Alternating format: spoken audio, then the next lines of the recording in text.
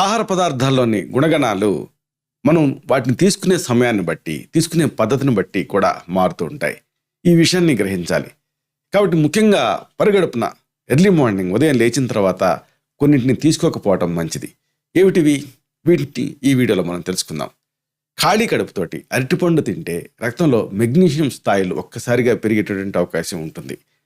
అయితే ఏదన్నా ఒక జిమ్కి వెళ్ళాలనుకునే వాళ్ళు, లేదా మజిల్ క్రాంప్స్ వస్తాయన్న అనుమానం ఉన్నవాళ్ళు మాత్రం ఈ ఎంప్టీ స్టమక్ మీద అరటిపండుని తినొచ్చు.